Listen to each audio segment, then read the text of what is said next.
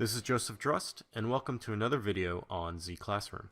In this tutorial, we'll be covering a workflow using ZBrush, the ZBrush to Keyshot Bridge, and Photoshop to aid in generating a conceptual image. This tutorial will be broken down into two parts.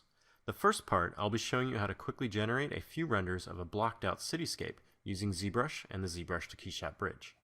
Then I'll be sending these render passes along to one of my good friends who is a concept artist by the name of Andrew Bosley. Andrew will be picking up the tutorial from there, and will be walking you through his process of using these 3D images inside of Photoshop to aid in his concept creation. So to start, I just have ZBrush loaded here, and I'm going to come over here to my tool palette, and I'm just going to select this Polymesh 3D star. And then I'm going to come to the center of my canvas, and I'm simply going to click and drag until it roughly reaches about this size. And then I'm going to activate edit mode by coming up here and clicking on edit mode or pressing T on my keyboard. Now once edit mode is active, you'll see you'll have this bar that's actually surrounding the canvas here. And this will let you know that you have edit mode turned on for your actual tool. So now you should be able to come back to the canvas and simply click and drag, and you'll start to manipulate that object in space. Now by default, the actual matte cap material red wax is selected, so I'm going to come over here and just click that and then change it to say something like matte cap gray. Now with this object in the scene here, the next thing I want to do is I actually want to turn this into a quick cube so that I can use the ZModeler Brush to kind of create a quick building asset. So I'm going to come over here to the tool palette, I'm going to scroll all the way down to the bottom here and open up the Initialize tab. Now with this tab open, I'm just going to come here and click Quick Cube, or the Q Cube button right there. Now after this button is pressed, you'll notice that the Polymesh 3D star has now vanished, and now I am left with an actual cube object. I'm going to zoom into this object here quick, and I'm going to activate polyframes so I kind of see the actual shape of this object here, and I'm also going to turn on perspective. Now I want to switch to the actual ZModeler brush, so I can come through and start sculpting this actual cube here and generate a different form. So to do this, I can come over here to my brush palette and simply click, and then I can locate the ZModeler brush. Or I can hit B on my keyboard, I can then isolate by the letter Z, and then I can press M to select the ZModeler brush. Now with the ZModeler brush selected, I just want to kind of shrink my draw size down some, so I'm going to hover off the model and then press spacebar, and I'm going to decrease the draw size a little. Now the ZModeler brush is context sensitive, so if you hover over a poly, an edge, or a point, you'll be able to perform different actions. For this demo, we're just going to use the default settings. So I'm going to use QMesh, the actual insert edge loop, and then just move points. So I'm just going to quickly come through and start moving some of these points along this cube here to generate a quick building. So to do this, I'm just going to hover over poly and simply click and drag, and that's going to allow me to apply that QMesh action to that poly.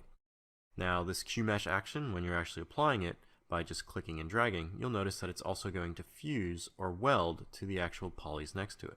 So this will allow you to come through and start pulling out different areas on your model and connect them all together like so. Now the ZModeler brush also has an alternate functionality for selection, so I can hover over any of these polys here and hold down Alt, and this will tag these areas with this white polygroup. Now with this white polygroup selected across these faces here, if I apply a QMesh action to this poly here, any area that has that white polygroup will also have that effect applied. So if we come over here and just click on this and drag out, you can see that that has applied that QMesh action to that entire area. So I'm just going to come through and add some edge loops now and just kind of build up a simple building here. So to add an edge loop, I'm just going to hover over an edge and then simply click and drag, and I'll be able to apply an edge loop to that area. So I'm just going to come through and add some edges through here, and maybe rotate the model and add some here and here. Just keep rotating around, maybe add another one here. And now I'm going to come through and tag all these faces in here with this white polygroup, so holding Alt and then just dragging across the model there to tag that entire area. And then I'm going to apply the QMesh action to one of these polys, which will affect everything, and I can start building that kind of building shape out of that structure. Use the white polygroup here to tag those guys and pull this out. It's going to be kind of a base ground area. Do the same on this side here. So something like that. And then maybe I'll add another kind of structure through here. So this whole process, I'm just basically using the actual insert edge loop option and then the QMesh function. So very quick way to come through and start describing different shapes on your model. add another edge loop here. Maybe build this guy up like that. And then I think I'll build these guys up too. So just coming through and generating some sort of quick building type detail. Along the top here, I'm going to add some more edge loops here. Just create kind of an indent to the shape here.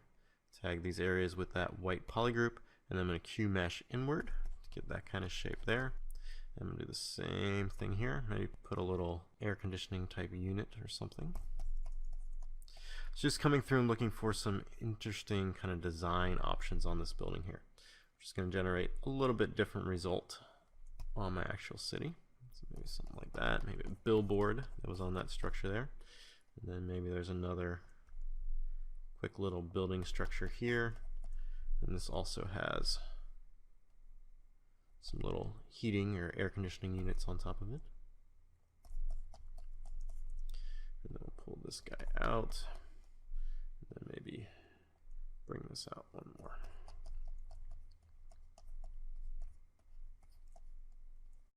So there we go. There is a quick kind of city building right there, generated very quick using the ZModeler brush. Now I've gone through and actually generated quite a bit more of these kind of like little buildings here. And I just have a tool loaded in with multiple subtools, and there's a different building for each subtool. So I'm just going to scroll through these guys quick. Now a lot of these were all created the same way using just the ZModeler brush to quickly block out different shapes and forms. So I've got some small buildings.